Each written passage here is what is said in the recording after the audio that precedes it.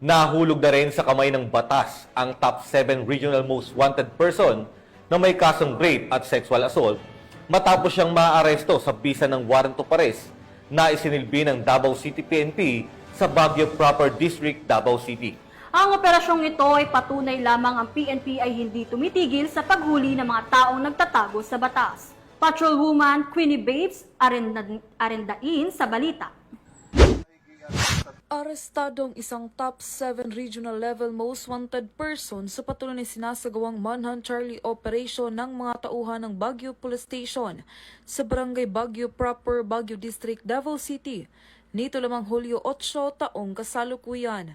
Kinilala ni Police Major Lisandro G. Bernardo, Station Commander ng Baguio Police Station, ang suspect na si alias James, 18 taong gulang, na pawang residente ng nasabing lugar na tinaguri ang top 7 regional level most wanted person sa nasabing lugar. Ayon kay Police Major Bernardo, narasto ang suspect sa bisa na warrant of arrest na inihain ng mga tauhan ng Baguio Police Station at Criminal Investigation Detection Group Davao City sa paglabag sa kasong rape at sexual assault.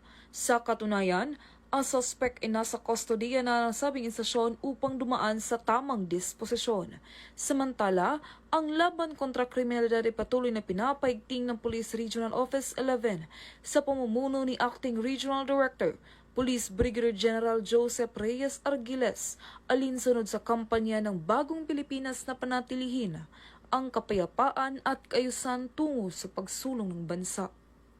Mula dito sa Police Regional Office 11, ako yung PNN Correspondent Patrolwoman Queenie Babes arendain, alagad ng batas, tagataguyod ng balitang pulis.